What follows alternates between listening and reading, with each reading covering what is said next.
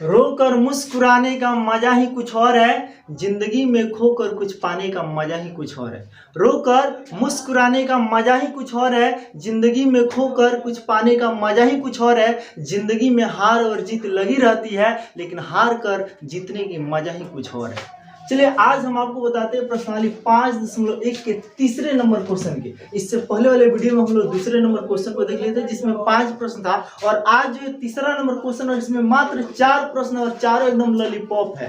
ध्यान दीजिएगा, यहाँ पे आपको दिख रहा होगा या आपको स्क्रीन पर भी हम दिखाने का प्रयास करेंगे। आप बुक लेकर ही बैठिएगा, ज्यादा बेहतर होगा। देखिए यहाँ पे तीसरा नंबर क्वेश्चन में बोल रहा है क्या कि निम्नलिखित में से प्रत्येक एपी के लिए प्रथम पद और सार अंतर लिखिए। बस ये दो ही चीज, प्रथम पद ऑलरेडी इसमें दिया हुआ है और सार अंतर, यानी कि ये खुद कह रहा है कि प्रत्येक एपी के लिए, यानी कि यह एपी में है और मुझे इसका प्रथम पद वो तो दिख ही रहा है सबका, लेकिन सार अंतर यानी कि सिर्फ डी निकालना है। कितना इजी प्रश्न है, मजा आ जाएगा। ध्यान दीजिएगा, यहाँ पे आपको तीसरा का पहला नंबर क्वेश्चन यहाँ पे हम आपको बतला रहे हैं। पहला में दिया क्या है, यहाँ पे 3 है, 1 है, उसके बाद यहाँ पे -1 है और फिर -3 है और फिर और भी ये जो समूह है संख्याओं का, यानी कि ये जो एपी है और आगे तक जा रहा है। जहां तक जाए इससे क्या मतलब है। चलिए हम लोग से जो पूछा जा रहा है उतना ही का जवाब हम लोग देने का प्रयास करेंगे। इसमें पूछा जा रहा है क्या, हल कर लेते हैं इसको, ठीक है ना। पहले जब भी प्रश्न को बनाइएगा हल जरूर लिखिएगा, ठीक है ना।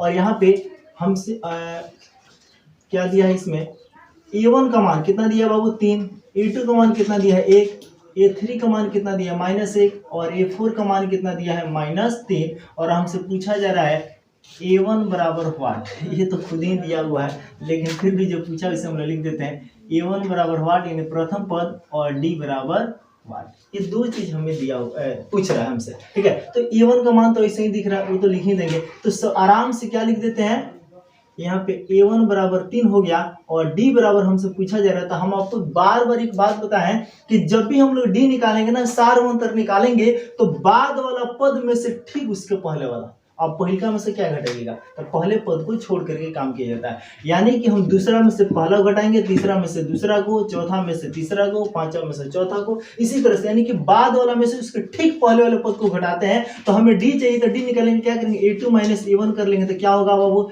1 और -3 क्या हो गया, यहाँ पे -2 हो गया, ठीक है ना। 1 में से इस 3 को घटाएंगे, अगर -1 में से इस 1 को घटाएंगे तब भी आपका -2 होगा, क्योंकि यह अगर एपी में है तो सबके बीच का जो सार अंतर है यानी कि डी जो है वो सबका क्या होगा, एक समान ही होगा। प्रश्न में कोई जान नहीं है, आपका आंसर आ गया, ठीक है ना। तो ये अतः करके लिख दीजिए बस इतना ही पे, ठीक है ना।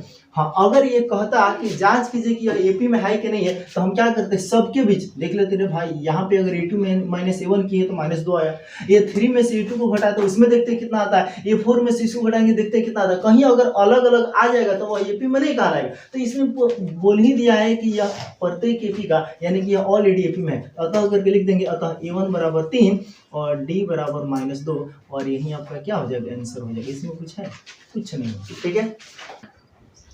अब देखिए आपके सामने दूसरा नंबर क्वेश्चन क्या है, -5, -1, 3, 7, इसी क्रम में ये और आगे तक जाएगा। और इसमें भी हमसे क्या पूछा जा रहा है, पहला पद और सार अंतर। बहुत ईजी है, जैसे हम लोग पहला बनाए ठीक उसी तरह से ये भी बनेगा।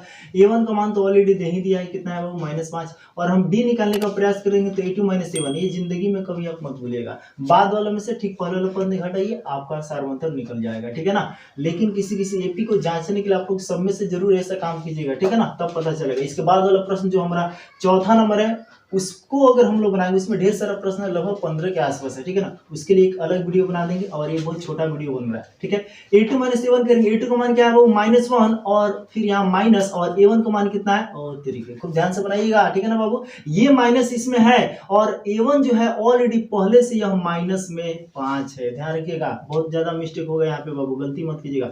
ये -1 अपने जगह पर और ये माइनस माइनस मिलकर क्या हो जाएगा, +5 हो जाएगा, और इस 5 में से 1 गया तो क्या बचेगा वो 4 हो गया हमारा। अतः करके आराम से लिख दीजिए कि A1 बराबर यहाँ पे -5 और D बराबर हो गया आपका 4। यही है आपका आंसर। बोलिए किसी को कोई दिक्कत। चलिए इसके बाद हम तीसरा नंबर प्रश्न को बना देते हैं, ठीक है। इसी तरह से चौथा, पांचवा, तीसरा नंबर प्रश्न देखिए कितना इजी है।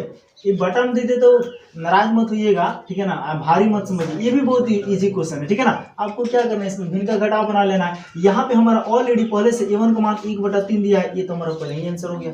और मुझे d निकालना है, इसमें भी तो a2 - a1 करेंगे, ठीक है ना। a2 का मान कितना है बाबू 5/3 है और माइनस a1 का मान कितना है 1/3। अच्छा, आप लोगों को लग रहा है कि बार बार भैया आप a2 - a1 ही कर रहे हैं और ऐसे बना रहे, क्या इसको हम लोग ऐसे नहीं बना सकते बाबू, आप ऐसे भी बना सकते, कोई दिक्कत नहीं है, ठीक है ना। आपका भी आंसर वैसे ही आएगा, ठीक है, यहाँ बनेगी चाहे यहाँ बनेगी। और दूसरा बात, आप a3 में से भी a2 घटा सकते हैं, a4 में से भी a3 को घटा सकते हैं, कैसे भी कीजिएगा, आपका जो d है वो आपका समान आएगा, ठीक है। तो चलिए हम यहाँ पे ऐसे ही बना देते हैं। तो ध्यान दीजिएगा, a2 का मान यहाँ 5/3 हो गया और माइनस, और यहाँ पे a1 का मान क्या है 1/3, इसे लिख दिए। और यहाँ पे ये भिन्न की घटाव के रूप में आराम से बनाइए, 3 का एलसीएम क्या होगा बाबू 3 ही होगा, और 3 एकम 3 तो 5 एकम 5, और यहाँ पे -3 एकम 3 तो 1 एकम 1। यहाँ पे क्या हो जाएगा बाबू 5 में से 4/3 हो जाएगा, इसमें लगा नहीं ना, तो यहाँ लिख देंगे। अतः a1 का मान क्या हो जाएगा आपका 1/3 और यहाँ पे d का मान हो जाएगा 4/3 और यही आपका क्या हो जाएगा आंसर हो जाएगा। चौथा नंबर क्वेश्चन अब हम लोग लेके आ चुके हैं और देखिए इतना इजी है, दशमलव देख करके घबराइएगा मत, ठीक है ना। यहाँ पे a1 का मान इतना है 0.6, a2 कितना है 1.7 और यहाँ पे a3 कितना है 2.8 और a4 है 3.9। और मुझे इसमें भी पहला पद और सार मंत्र बताना है। देखिए बाबू, यहाँ पे पहला पद तो बार बार कह रहे हैं कि हमारा दे ही दिया, इसको तो निकालना ही नहीं है, लेकिन सार मंत्र अगर आपको निकालना है तो बाद वालों में से ठीक पहले वाले पद को घटाएंगे। यहाँ भी हम a2 - a1 कर देते हैं। आपका मन आप चाहे तो a3 - a2 कर सकते हैं, a4 - a3 कर सकते हैं। तो चलिए a2 - a1 यहाँ लिख देते हैं, a2 - a1, ठीक है।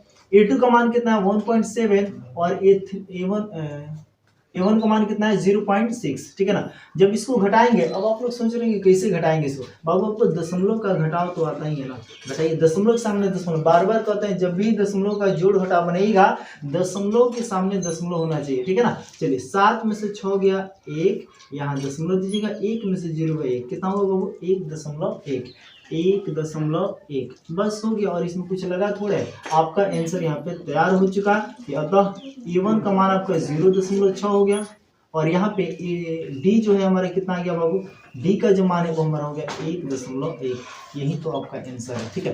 तो यह तीसरा नंबर क्वेश्चन का चौथा था, ठीक है, यानी कि तीसरा नंबर क्वेश्चन में मात्र 4 ही प्रश्न थे जो इतना ही में समाप्त होगा। बहुत छोटा प्रश्न, हम शुरू में ही बोले कि लॉलीपॉप क्वेश्चन है, ठीक है ना। तो उम्मीद करते हैं कि आपको ये चारों प्रश्न बहुत अच्छे से समझ में आ गया होगा और ये वीडियो थोड़ा सा छोटा ही बना। इसके बाद हम लोग अगले वीडियो में चौथे नंबर क्वेश्चन को लेकर आते हैं जिसमें 15 क्वेश्चन है, उसका एक अलग वीडियो बनाते हैं। चलिए मिलते हैं अगले वीडियो में, तब तक के लिए जय हिंद।